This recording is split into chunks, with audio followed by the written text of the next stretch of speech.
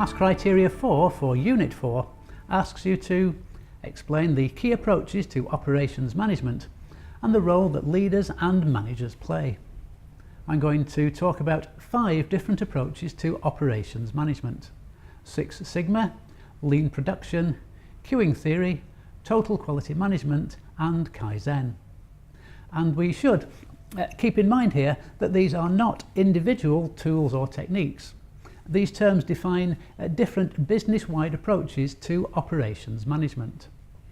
Six Sigma is an approach which focuses on reducing defects.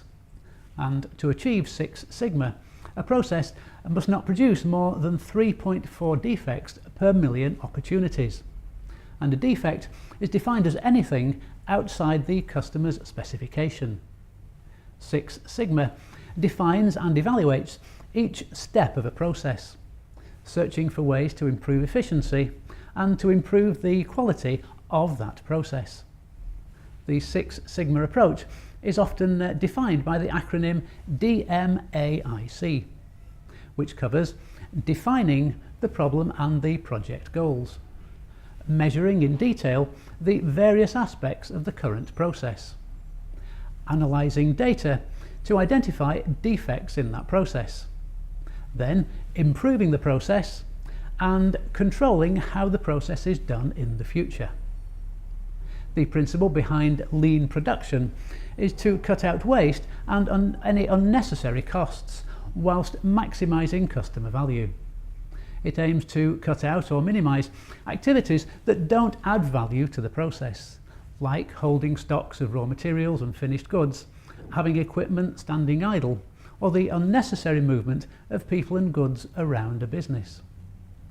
Queuing theory is concerned with situations where queues or delays occur within a process. This applies to the more obvious external processes like customers queuing at a supermarket, but also to internal processes like production lines or product testing. The solution is often a trade-off between the cost of reducing queuing time and the extra value that the reduced queues will provide. Total Quality Management, or TQM, describes the approach where management and employees are involved in a continuous improvement of all aspects of the production and delivery process. So it puts every aspect of the process under the microscope, from high-level management decisions down to the most mundane of production tasks. And it shifts the emphasis in quality control away from checking the quality of the end product to focusing on systems to make sure that high quality can be assured. And Kaizen loosely translates as continuous improvement. And a feature of Kaizen is that everybody should be involved in making improvements so that significant improvements can result from many small changes accumulated over time. The role of leaders and managers in relation to operations management follows broadly the same pattern that we described earlier. So leaders provide the vision and the direction, and managers take care of the detail.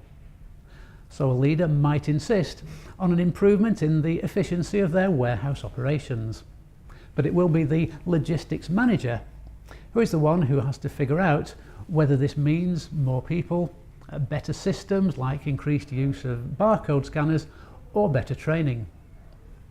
And leaders and managers also have a key role to play in making sure that everybody in an organisation buys into any new quality initiative. They need to sell the benefits and identify and deal with the causes of resistance.